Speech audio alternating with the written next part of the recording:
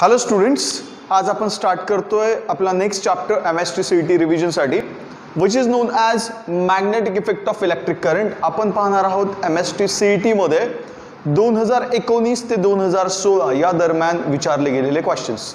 याच पद्धतीने आपण मेजरमेंट चॅप्टर कव्हर केला आहे, करंट इलेक्ट्रिसिटी कव्हर केला आहे, इलेक्ट्रोस्टॅटिक्स देखील कव्हर केला आहे. आज आपण स्टार्ट करतोय magnetic effect of electric current. खूप इझी चॅप्टर आहे, परंतु यासाठी तुम्हाला करंट इलेक्ट्रिसिटी समजणं फार गरजेचं आहे. ज्यांना करंट इलेक्ट्रिसिटी समजलं असेल त्यांना याचे देखील क्वेश्चन्स इझिली सॉल्व करता येतात. काही बेसिक फॉर्म्युलेज आहेत, ते फॉर्म्युलेज तुम्हाला जर आले तर हे सगळे यावर विचारलेले क्वेश्चन्स तुम्ही इझिली सॉल्व करू शकता. फॉर एक्झाम्पल, तुम्हाला करायचं आहे मूव्हिंग कॉईल गॅल्व्हनोमीटर आणि तुम्हाला करायचे त्याचे applications.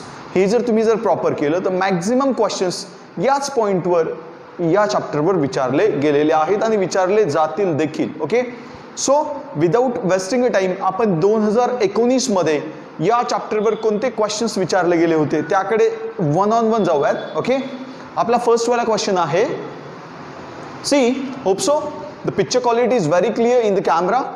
C guys, 2019 question is in a moving coil galvanometer a strong horseshoe magnet of concave shape pole places is used. Right now, see important point is what की this is a theory question. यावर तुम्हाला कोणताही numerical solve करायचं नाही, कोणत्याही फॉर्म्युलेची गरज नाही.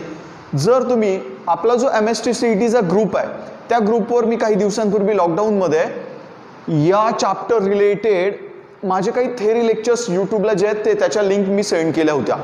तुम्ही त्या लिंकवर जाऊन अजून सुद्धा ते व्हिडिओ लेक्चर्स पाहू शकता. त्यामध्ये मूव्हिंग कॉईल गॅल्व्हनोमीटरवर एक सेपरेट 35 मिनिटचं लेक्चर आहे. ते जर तुम्ही पाहिलं तर तुम्हाला असं लक्षात येईल की आपण मूव्हिंग कॉईल गॅल्व्हनोमीटरमध्ये जे हॉर्सशू मॅग्नेट यूज करतो ते यूज करतो या पॉईंटसाठी. सी वाला पॉईंट काय, produce magnetic field which is parallel to plane of the coil at any position. Okay, so या पॉईंटचं या क्वेश्चनचं आन्सर सी करेक्ट असलं पाहिजे, जे मी आता तुम्हाला रीड करून दाखवलेलं आहे. ओके, हा थेरी क्वेश्चन आहे. असे थेरी क्वेश्चन सुद्धा सोपे विचारले जातात. यामध्ये खूप फार मोठं काही लॉजिक नाही आहे. तुम्हाला जर या रिलेटेड थेरी येत असेल तर या पद्धतीचा क्वेश्चनचा आन्सर तुम्ही इझिली देऊ शकता. ओके, होप सो हा पॉईंट तुम्हाला क्लिअर असेल. थेरी आहे, यावर जास्त डिस्कस मी करणार नाही, बिकॉज तुम्ही टेक्स्टबुक जरी ओपन केलं तरी तुम्हाला हे कळून जाईल. माझं व्हिडिओ लेक्चर जरी पाहिलं तरी तुम्हाला हे प्रॉपरली कळून जाईल. ओके, आपण पाहूयात नेक्स्ट क्वेश्चन 2019 मध्ये कोणता विचारला गेलेला आहे.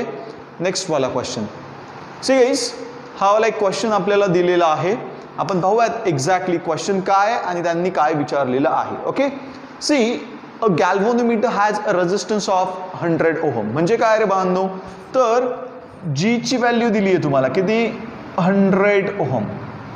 ओके, आपण स्टेप बाय स्टेप लिहूयात. त्यांनी दिलंय काय, त्यांना एक्सपेक्टेड काय, या ॲज युज्युअल. राईट, अँड पुढे असं म्हटलं, and current of 10 milli ampere produce a full scale deflection. Right, बांधून नेहमी लक्षात ठेवा, करंटनी जर फुल स्केल डिफ्लेक्शन दिलं असेल, दिसतंय ना तुम्हाला फुल स्केल डिफ्लेक्शन म्हटलंय, करंटनी जर फुल स्केल डिफ्लेक्शन दिलं असेल दॅट मीन्स तो IG करंट आहे. IG करंट म्हणजे कोणता रे, of course the current which is passing from the galvanometer. Right, म्हणजे मला इथे IG ची व्हॅल्यू त्यांनी दिलेली आहे which is 10 milli ampere.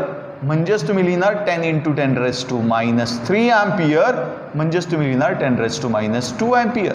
Right, simplify केलं, दॅट्स इट. पुढे असं म्हटलेलं आहे, the resistance to be connected to it in series to get voltmeter of range 50 volt. काय केलंय, 50 वोल्टची रेंज असलेला वोल्टमीटर आपल्याला डिझाईन करायचा आहे. रेंज किती पाहिजे, 50 वोल्ट. त्यासाठी जो रेजिस्टन्स तुम्ही यूज करणार तो रेजिस्टन्स कोणता असणार असं त्यांचं म्हणणं आहे. राईट ना, मग याला S लिहितो मी म्हणजे तुम्ही कन्फ्यूज होणार नाही. म्हणून फॉर्म्युला एकच आहे, सिंपल. फॉर्म्युल्यामध्ये व्हॅल्यूज पुटअप करू, आन्सर तुम्हाला लगेच मिळेल. फॉर्म्युला काय रे, V = IG in bracket S + G. This is your formula. Values put up करूयात. पहा, V ची व्हॅल्यू 50 दिली आहे कारण 50चं डिझाईन करायचं आहे. IG ऑलरेडी 10⁻² आहे. S आपल्याला कॅल्क्युलेट करायचं आहे विच इज रेजिस्टन्स. G तुम्हाला दिला आहे 100. राईट ना, पुढे पहा काय होईल, हा 10⁻² इकडे डिवाइड मल्टिप्लाय इकडे डिवाइड होईल. So 50 divided by 10⁻² is equal to S + 100, right? आता हा 10⁻² वरती गेल्यानंतर 10⁻+2 बनेल का रे? ऑफकोर्स बनेल. 10⁻+2 म्हणजे किती रे? 100. मग 50 × 100 किती? 5000. So 5000 is equal to S + 100. Right ना? म्हणजेच तुम्हाला इथे काय मिळणार आहे? 5000 - 100 is equal to S. So S is equal to 4900. Right? Option आहे का? येस, ऑफकोर्स ऑप्शन आहे. आपला डी वाला आन्सर एकदम करेक्ट असलं पाहिजे. 4900 4900 ओहमचा रेझिस्टन्स तुम्हाला सिरीजमध्ये कनेक्ट करावा लागेल या केसमध्ये, म्हणजे तुम्हाला जो व्होल्टमीटर मिळेल तो 50 रेंजचा व्होल्टमीटर तुम्हाला मिळेल. ओके, एकदम सिंपल क्वेश्चन, फार मोठं लॉजिक नाही, फक्त फॉर्म्युला आला पाहिजे, बाकी सिंपल मॅथमॅटिक्स करतोय, दॅट्स इट. हा तुमचे हक्काचे मार्क्स आहेत, अजिबातही सोडायचे नाहीत. ओके, होप सो क्लिअर असेल. आपण पुढे जाऊयात. मी ज्याला याला रफ करतो.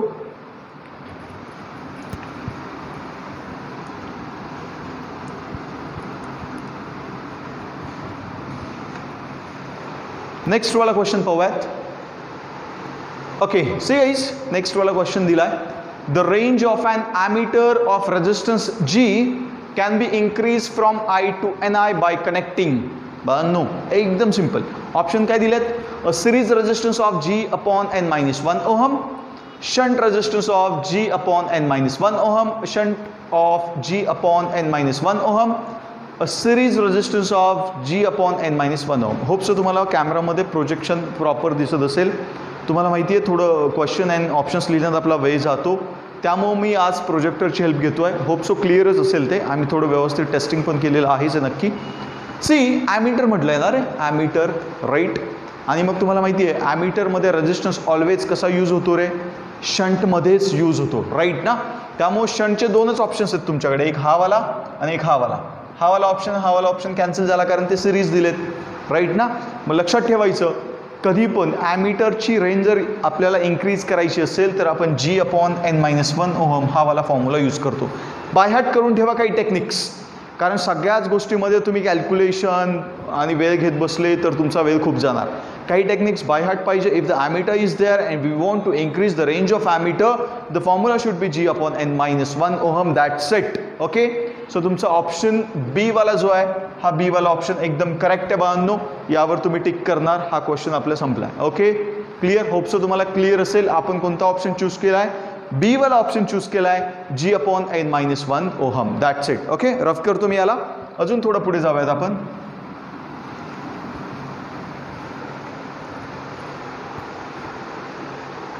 ओके, आता आपण पाहतोय 2018चे क्वेश्चन. हा 2019चे 3 क्वेश्चन्स मी तुम्हाला सॉल्व्ह करून दिले. त्यातले 2 बऱ्यापैकी थेरी होते, एकामध्येच फक्त तुम्हाला कॅल्क्युलेशन्स करायला विचारले होते.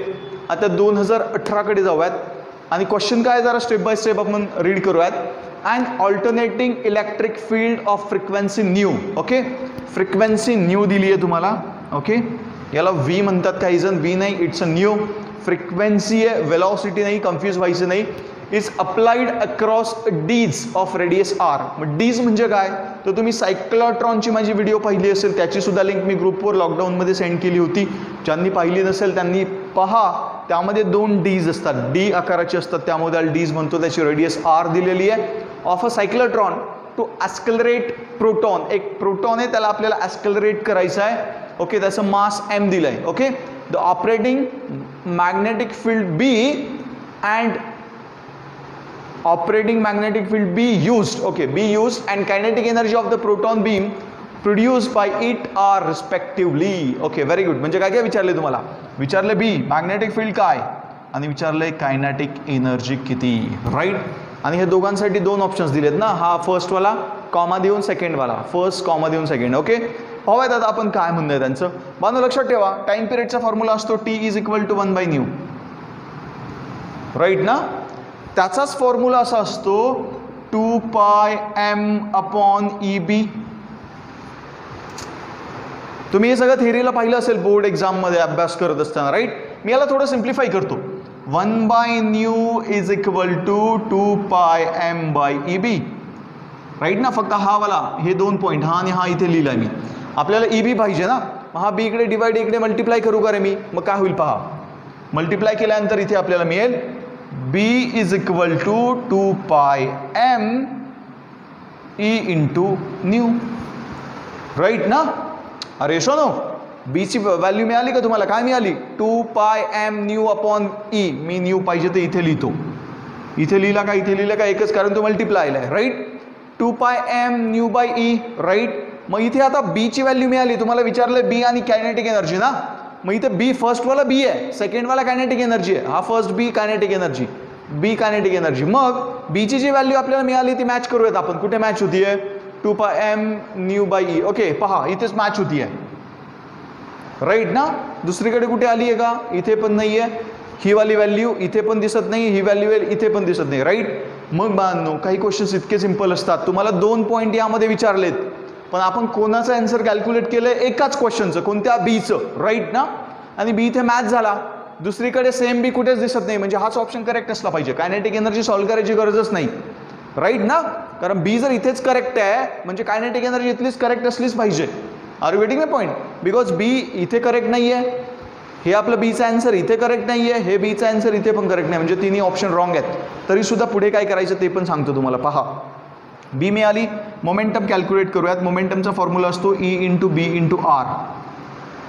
ओके, मग B is equal to E as it is. बीचा फॉर्म्युला इथनं घेऊयात 2 pi M into nu by E into R, right. हा ई कॅन्सल झाला. Okay, P is equal to काय राहिलं? Momentum is equal to 2 pi M nu into R झालं, right.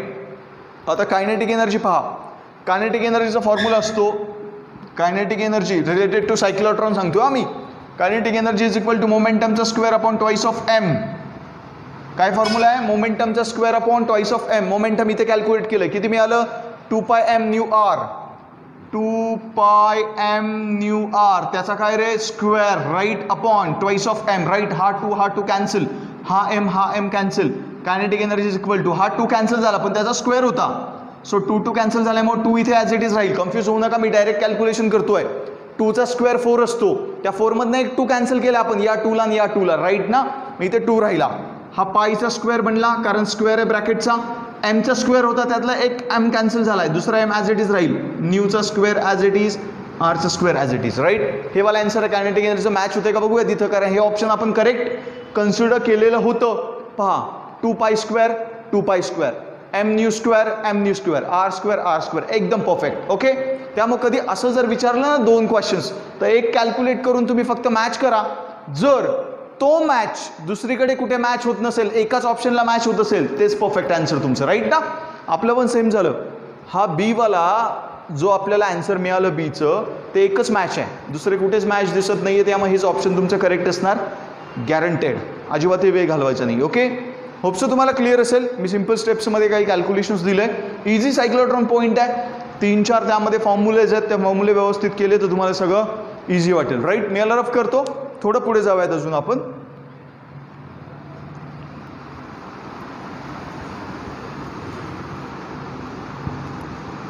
(2018) questions आपण पाहतोय. त्यातला पहिला क्वेश्चन्स आपण सॉल्व्ह केलाय.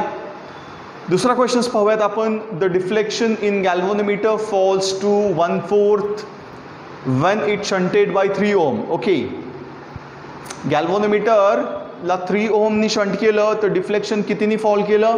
1/4नी फॉल केलं असं त्यांचं म्हणणं आहे. आणि पुढे असं त्यांनी म्हटलं आहे, if additional shunt of 2 ohm is connected to earlier shunt. Okay, पहा आता आपण जरा स्टेप बाय स्टेप जाऊयात.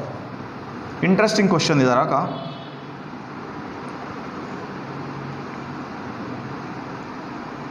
फर्स्ट केसला 3 ohmनी शंट केलाय, यातनं जाणारा करंट IG असणार, हा मेन करंट I असणार, राईट ना.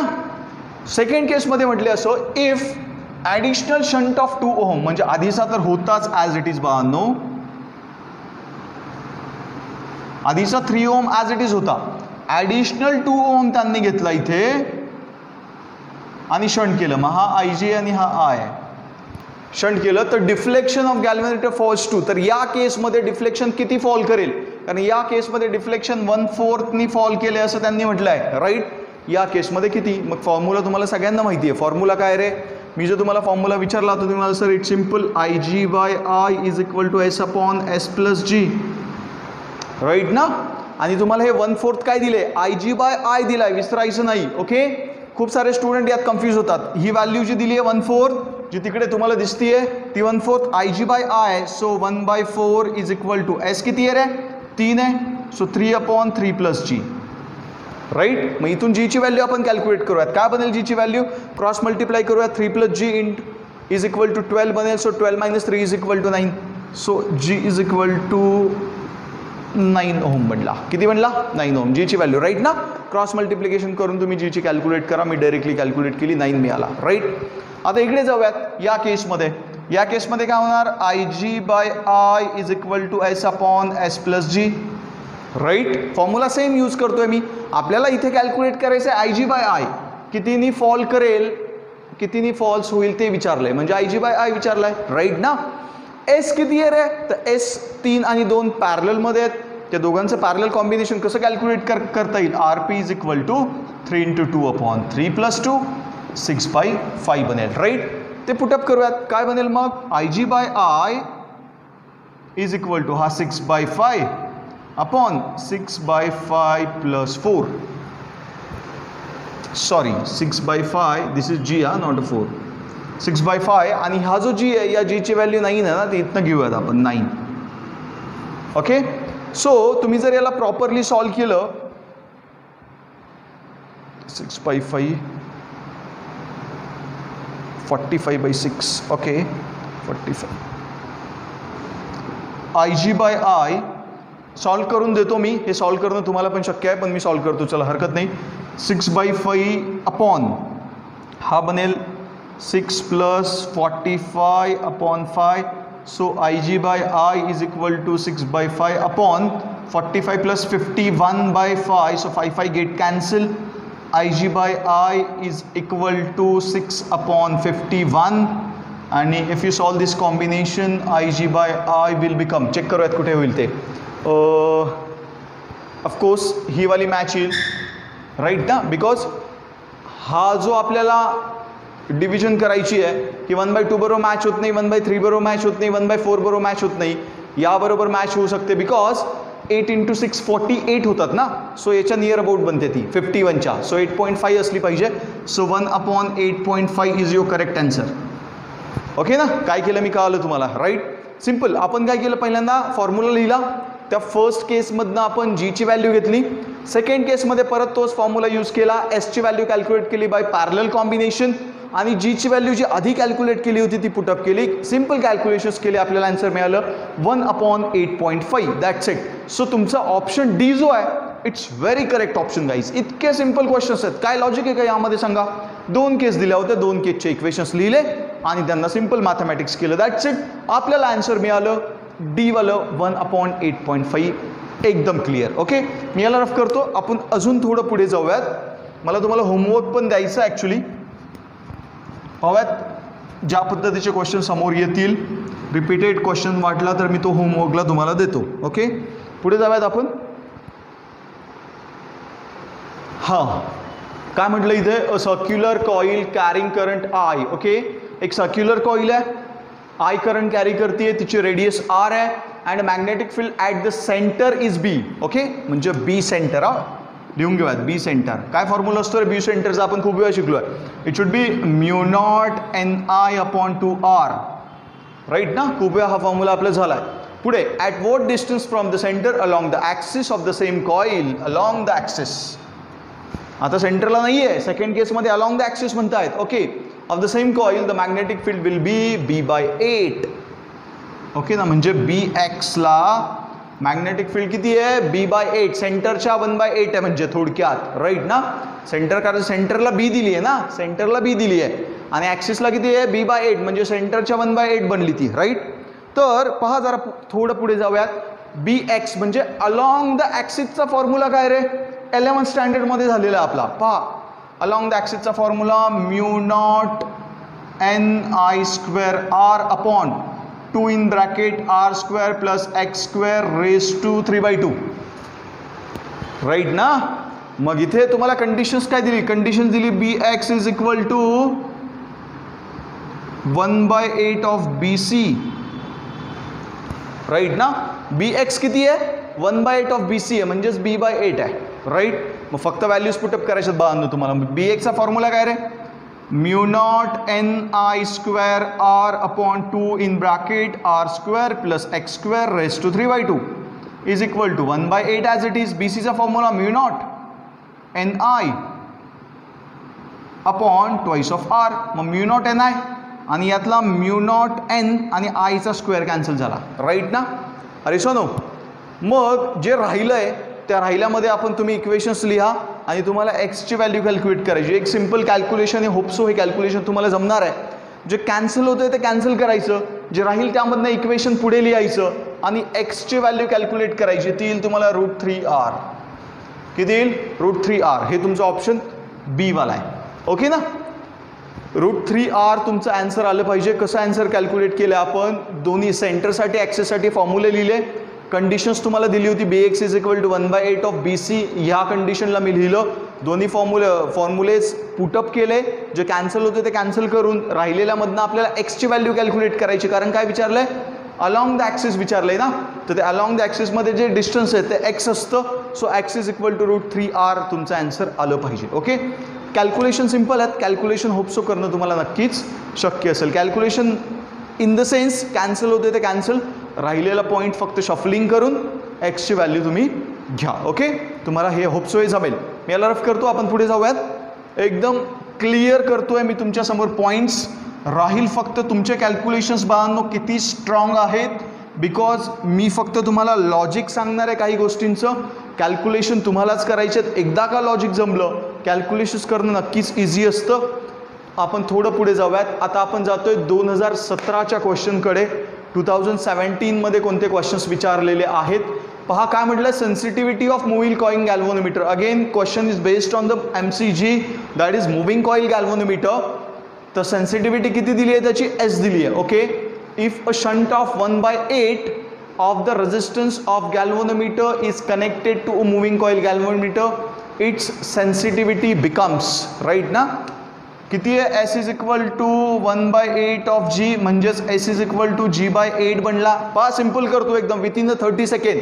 आणि सेकंड केसमध्ये तुमचा फॉर्म्युला असतो S is equal to G upon n-1, जो आपण ऑलरेडी शिकलो आहे. Right, by comparing this to 1, G/8 is equal to G upon n-1, G get cancelled, so it is equal to n-1, so 8 plus 1 is equal to n, so n is equal to 9. If n is equal to 9, value should be S/9. Very clear. Confuse झाले असतील काही, right ना. बाळांनो confuse नाही व्हायचं. खूप practice तुमची झाली नसेल तर तुम्ही कन्फ्यूज व्हाल. खूप वेळ तुम्हाला मिळाला आहे, त्यामुळे अशाच पद्धतीचे कॅल्क्युलेशन्स तुमचे झाले पाहिजेत एकदम क्विक अँड फास्ट. राईट. काय केलं? कंडिशन्स पाहिली, त्यावरून कंडिशन्स तयार केली, फॉर्म्युला लिहिला, दोघांच्या RHS कम्पेअर केल्या, एनची व्हॅल्यू मिळाली. सो तुम्हाला ऑप्शन असला पाहिजे S/9. एकदम क्लिअर. ज्यांना फास्ट कॅल्क्युलेशन केल्यानंतर जे कन्फ्यूज होतात त्यांची प्रॅक्टिस फार कमी आहे, लक्षात राहू द्या बाळांनो. आणि प्रॅक्टिस जर कमी असेल तर तुम्ही गडबड करणार CETला. आणि ज्यांना मी फास्ट लिहिल्यानंतर पटकन कॅप्चर होतं आहे त्यांची प्रॅक्टिस बेस्ट झाली आहे. त्यांनी बिंदास राहायचं, ते CET क्रॅक करतील गॅरंटेड. लिहून घ्या माझ्याकडनं. ओके. रफ करतो मी याला. थोडं पुढे जाऊयात.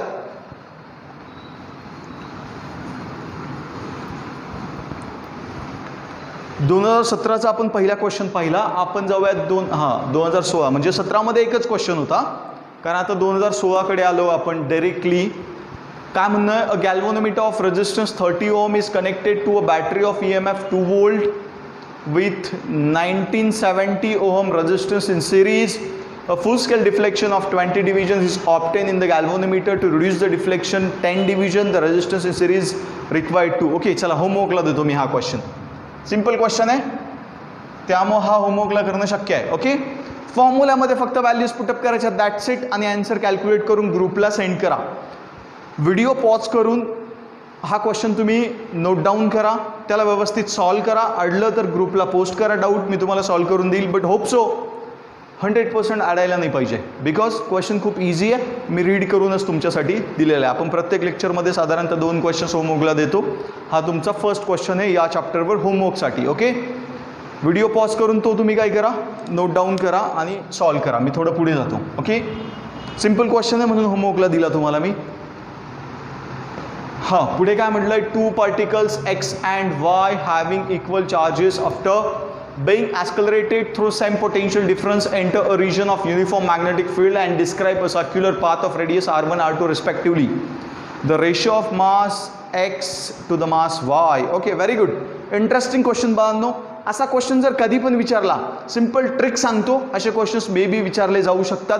ट्रिक पहा, तुम्हाला रेशो विचारलाय mass x to the mass y आणि दिलंय काय r1 आणि r2. ओके, लक्षात ठेवा r1 by r2 is equal to under root of m1 by m2 हे रिलेशन आहे. रिलेशन काय आहे? r1 by r2 is equal to under root of m1 by m2. It's a relation, right. पण m1 by m2 च्या ऐवजी तुम्हाला x आणि y दिले म्हणजे मी इथे लिहिणार mx upon my. That's it. आपल्याला काय विचारलंय? पण आपल्याला विचारलंय mx upon my. Under root विचारलेला नाहीये. मग याचं अंडर रूट आपल्याला काढायचं म्हणजे squaring on both sides. Squaring on both sides will become r1 चा स्क्वेअर अपॉन r2 चा square is equal to mx upon my. That's it. So this is mx upon my. तेच तुम्हाला विचारलेलं आहे. तर तुम्हाला आन्सर मिळतं r1 चा स्क्वेअर अपॉन r2 चा square. So this will be your answer, r1 चा स्क्वेअर अपॉन r2 चा स्क्वेअर. That's it. रिलेशन काही टेक्निक्स मी तुम्हाला नेहमी सांगतो बाळांनो, इतक्या दिवस अभ्यास करत असताना तुमच्या स्वतःच्या टेक्निक, स्वतःच्या नोट्स रेडी असणं फार गरजेचं आहे. ही माझी टेक्निक आहे. रेडियस मास कधी जर रिलेशन विचारलं r1 by r2 is equal to m1 by m2 under रूटमध्ये, दॅट्स इट. या टेक्निकली पटकन आन्सर तुम्हाला मिळतात. स्वतःच्या काही टेक्निक्स बनवा बांधणं, वेळ खूप वाचेल. प्रत्येक वेळेत कॅल्क्युलेशन्स फॉर्म्युलेज डिराईव्ह करणं शक्य अजिबातही होत नाही. ओके, होप सो क्लिअर असेल. रिलेशन IMP करून ठेवा. या रिलेशनवर क्वेश्चन मे बी विचारला जाऊ शकतो आणि ऑप्शन तुमचा डी करेक्ट आहे एकदम. ओके, मी याला रफ करतो.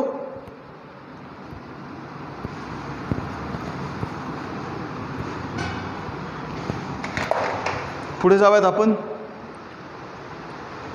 Next question, a magnetic field be inside a long solenoid having n turns. Okay, long solenoid माहिती आहे तुम्हाला, बाउंडिंग केलेला, त्यामध्ये n नंबर ऑफ टर्न्स आहेत per unit length and carrying a current I when iron core is kept in it is mu naught is equal to permeability of vacuum, x is equal to magnetic susceptibility. Okay, see guys, एकदम simple सांगणार तुम्हाला. बीचा formula असतो mu N I. हा पण question होमवर्कला घ्या रे तुम्ही. चला, क्वेश्चन फॉर होमवर्क. का होमवर्क?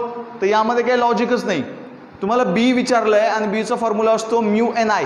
हा N I as it is राहील. मी टेक्निक देतो तुम्हाला. हा एन आय ॲज इट राहील. तुम्ही ह्या म्यूचा फॉर्म्युला शोधा, राईट ना. बीचा फॉर्म्युला मी दिला तुम्हाला म्यू एन आय. हा N I as it is. या म्यूची फॉर्म्युला किंवा म्यूची व्हॅल्यू शोधा. ती म्यूची व्हॅल्यू इथे पुटअप करा म्हणजे इथे व्हॅल्यू ऑफ म्यू येईल तुमची जी काय असेल ती, आणि हा N I as it is येईल. Are you waiting my point? मग ते तुमचं ऑप्शन असला पाहिजे. बीचा फॉर्म्युला म्यू एन आय. या म्यूची व्हॅल्यू तुम्ही शोधा आणि या म्यूच्या जागी पुट करा. मग ती म्यूची value into N I as it is, तेच तुमचं ऑप्शन असलं पाहिजे. ओके, मी सांगणार नाही, फक्त फॉर्म्युला आहे. That's it. एक फॉर्म्युला तुम्हाला येत असेल तर हा क्वेश्चन तुम्हाला सॉल्व करता येईल, राईट. एकदम सिंपल होता. ओके, संपले. एवढेच क्वेश्चन आहेत बाबांनो. चला, अशा पद्धतीने बाबांनो आपण 2019 ते 2016 दरम्यान विचारले गेलेले जे काही क्वेश्चन्स आहेत ते आपण प्रॉपरली कव्हर केलेले आहेत. ज्यांना फास्ट वाटलं त्यांनी एक लक्षात ठेवा बाबांनो, तुमचा अभ्यास झालेला नाही. त्यामुळे तुम्ही म्हणाल सर फास्ट होते, अजिबातही नाही. तुम्ही कमी पडता हे लक्षात राहू द्या. तुमचा अभ्यास झालेला नाही आहे. ज्यांना हे लेक्चर आज मी थोडं जरा स्पीडने घेतलं असेल ते तुमच्या ॲक्नॉलेजसाठी आहे की तुम्ही कितपर्यंत अभ्यास केला आहे. जर तुम्हाला फास्ट वाटलं, इन केस दॅट मीन्स तुम्ही अभ्यास करत नाही, तुम्ही स्लो आहात, तुमचा स्टडी मागे असं कन्सिडर करून स्टडी वाढवा. बिकॉज ही तुमच्या ॲक्नॉलेजमेंटसाठीच तयार केलेली फास्ट क्लिप आहे असं तुम्ही कन्सिडर करा. ओके, त्यामुळे व्यवस्थित अभ्यास करा. तुम्हाला सर्वांना माहिती आहे नारायणगावमध्ये पेशंट भेटल्यामुळे सगळे क्लासेस वगैरे, नारायणगावचे शॉप्स, दुकानं सगळं बंद आहे प्रॉपरली. बिकॉज नारायणगाव कंटेनमेंट झोनमध्ये आहे. त्यामुळे व्हिडिओ तुमच्यापर्यंत पोचवण्याचा टेम्पो आमचा थोडा स्लो झाला. एकदा का रेग्युलर झालं की रोज एक दोन व्हिडिओज डेली बेसिसवर मी तुमच्यापर्यंत पोचवेन. CETला खूप टाईम आहे. मे बी CET जुलै महिन्यात होणार नाही की ऑगस्टमध्येच होईल. त्यामुळे हा सगळा महिना आपल्याकडे आहे. महिनाभर मी तुमच्यासाठी व्हिडिओज देणार आहे. ओके, पण तुम्हीसुद्धा त्या जे आम्ही तुमच्यासाठी पोचवतो आहे त्याचा फायदा करून घ्या बाळांनो. व्यवस्थित अभ्यास करा. CETला चांगला स्कोर तुम्हाला नक्की येईल अशी अपेक्षा करतो. आज आपण इथेच लेक्चर थांबूयात. सगळेजण व्यवस्थित अभ्यास करतील आणि स्वतःची काळजी घेतील. Thank you so much. Take care.